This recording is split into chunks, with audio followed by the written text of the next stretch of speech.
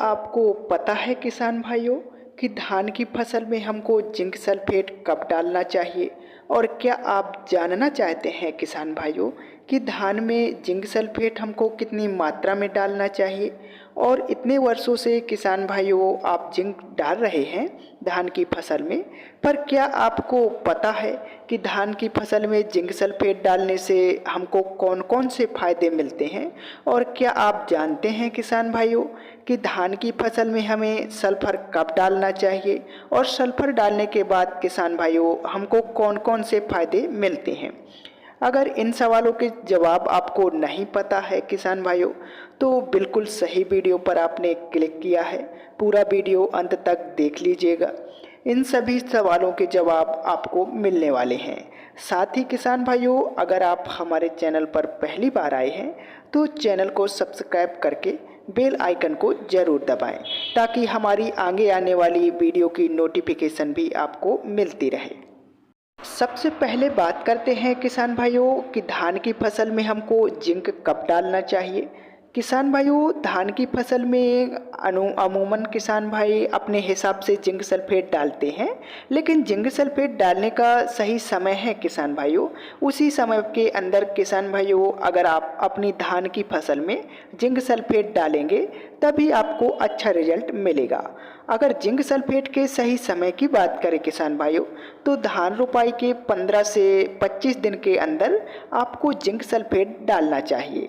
और अगर किसान भाइयों आपने धान की सीधी बिजाई करी है तो लगभग आपको 25 से 45 दिन के अंदर जिंक सल्फेट डालना चाहिए। इस समय अगर आप डालेंगे तो आपको इसका संपूर्ण रिजल्ट मिलने वाला है। नेक्स्ट है, धान में हमको जिंक सल्फेट कितनी मात्रा में डालना चाहिए? ये बहुत ही अच्छा सवाल है किसान भाइयों। बहुत सारे किसान भाई यहाँ पर गलती कर देते हैं, वह अपने अनुभव के अनुसार जिंक सल्फेट डाल देते हैं, जिससे किसान भाइयों फायदा की वजह नुकसान हो जाता है। किसान भाइयों, कृषि विशेषज्ञों के अनुसार हमको जिंक सल्फेट लगभग 8 से 10 केजी प्रति एकड़ डालना चाहिए। और कोशिश यह करें कि किसान भाइयों इसको किसी खाद में ना मिलाएं, अलग ही डालें, तब किसान भाइयों आपको काफ़ी अच्छा रिजल्ट इसका मिलेगा। नेक्स्ट है किसान भाइयों कि धान में जिंक सल्फेट डालने से हमको क्या फ़ायदा मिलता है? यह सबसे बढ़िया सवाल है किसान भाइयों। बहुत वर्षों से आप जिंक सल्फेट का उपयोग अपनी धान की फसल में कर रहे होंगे, लेकिन आपको यह नहीं पता होगा कि धान की फसल में जिंक सल्फेट का काम क्या होता है। आपको बता दें किसान भाइयों कि ये जो जिंक सल्फेट होता है, इसका जो सबसे बड़ा काम है किसान भाइयों, इसको डालने के बाद हमारे जो धान के पौधे की रोग प्रतिरोधक क्षमता है वह काफ़ी ज़्यादा बढ़ जाएगी। किसान भाइयों, हमारा धान का जो पौधा है वो रोगों के प्रति काफ़ी ज़्यादा मजबूत हो जाएगा। रोग लगने की जो संभावना है वह काफ़ी ज़्यादा कम हो जाएगी। उसके साथ में किसान भाइयों, धान की अगर ग्रोथ कम है, उसमें पीलापन है किसान भाइयों, तो उसको भी बहुत तेज़ी के साथ जिंक सल्फेट बढ़ाने में काम करता है। साथ ही किसान भाइयों, अगर आपकी पत्तियां पीली हैं और अगर आपकी धान की फसल में आगे चलकर खैरा रोग लगेगा या फिर लगने वाला है, तो वह भी किसान भाइयों नहीं लगेगा। और सबसे बड़ा काम किसान भाइयों जिंक सल्फेट का धान की फसल में होता है, ये हमारे कल्लों की संख्या बढ़ाने में बहुत ही ज़्यादा मदद करता है।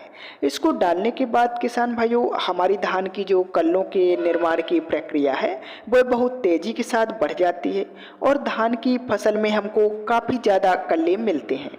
नेक्स्ट है किसान भाइयों कि धान की फसल में हमको सल्फर कब डालना चाहिए।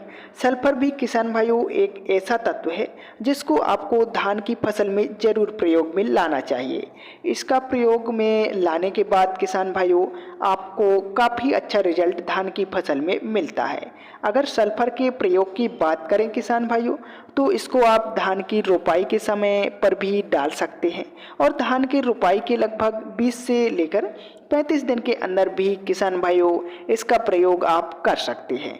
इस समय अगर आप डालेंगे तो आपको काफ़ी अच्छा रिजल्ट इसका मिलने वाला है।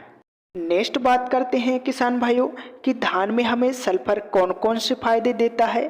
तो धान में किसान भाइयों जो सल्फर का सबसे बड़ा काम होता है, अगर आपकी धान की फसल की ग्रोथ कम हो रही है या फिर रुक गई है, उसको बहुत तेजी के साथ बढ़ाने में मदद करेगा।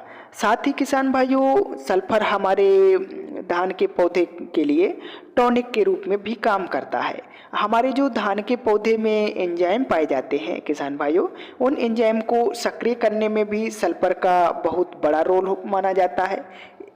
इसके साथ ही किसान भाइयों जो भी फंगस वाले रोग होते हैं धान की फसल में, हल्के फुल्के जो रोग आते हैं, उससे भी किसान भाइयों हमारी धान की फसल को सल्फर बचाता है। तो सल्फर का किसान भाइयों बहुत ही बढ़िया रोल होता है। अगर आपकी धान की फसल में किसान भाइयों अगर आप कुछ दिनों पानी भी नहीं लगा पाते हैं या फिर अधिक पानी भर जाता है, तो तापमान को नियंत्रित करने में भी सल्फर का बहुत बड़ा रोल माना जाता है। तो सल्फर किसान भाइयों आप जरूर डालें। आई होप किसान भाइयों आपके सारे सवालों के जवाब मिल गए होंगे। वीडियो पसंद आया है तो इस वीडियो को अपने अन्य किसान भाइयों के साथ शेयर तथा इस चैनल को सब्सक्राइब जरूर करें। धन्यवाद।